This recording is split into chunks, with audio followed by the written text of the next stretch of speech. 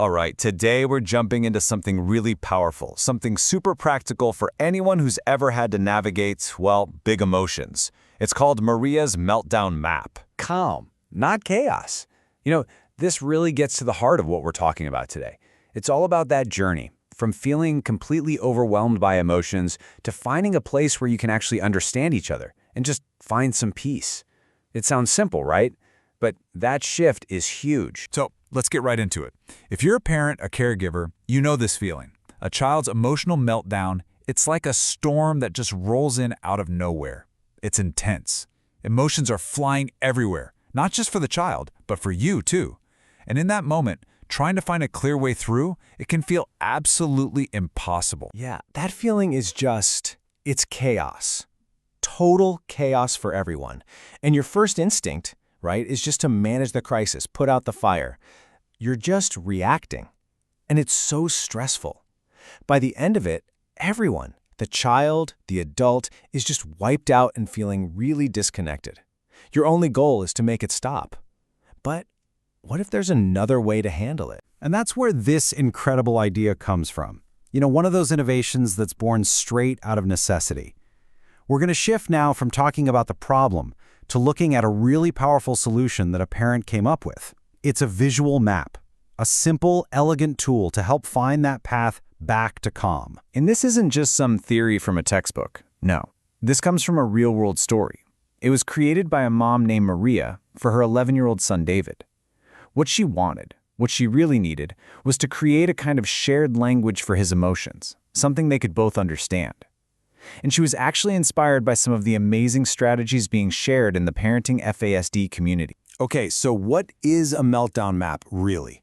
Well, yeah, it's a visual tool, but here's the secret sauce. It's co-created. This is so important. It's not something a parent just makes and gives to their kid. It's a team project. It's about working together before a meltdown happens to figure out 3 key things. What are the triggers? What are the early warning signs?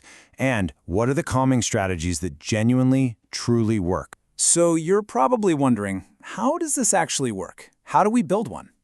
Well, think of it like drawing a real map. There are 3 key landmarks you gotta chart on this journey to find calm together. It really breaks down into 3 simple but incredibly powerful steps.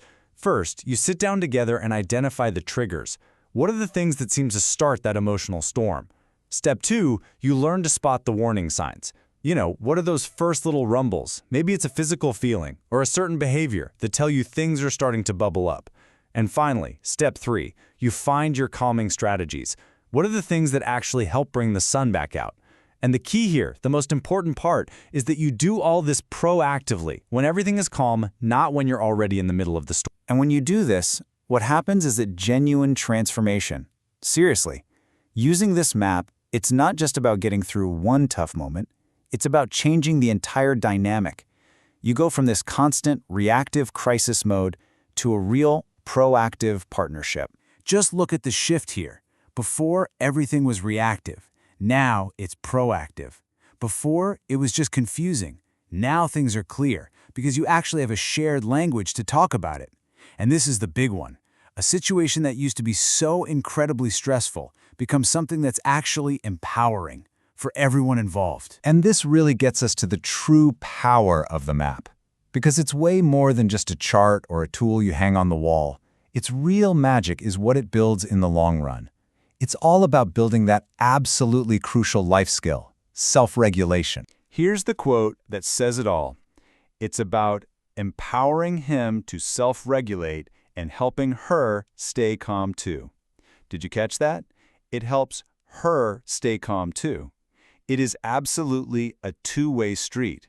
The child starts to recognize what's going on inside and what to do about it, and the parent gets a clear game plan for how to be supportive, which, let me tell you, brings your own stress level way, way down. So what does this all add up to? It creates a real partnership for calm.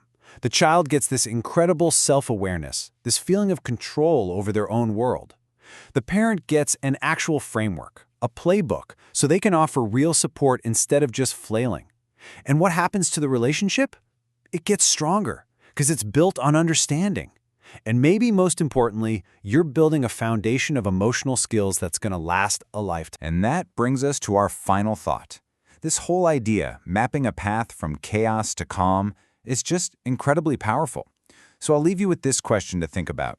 Whether for a child in your life or even for yourself, what would a map to calm look like for you? What are your triggers, your warning signs, and the strategies that bring back the sun? Thank you for joining the Explainer.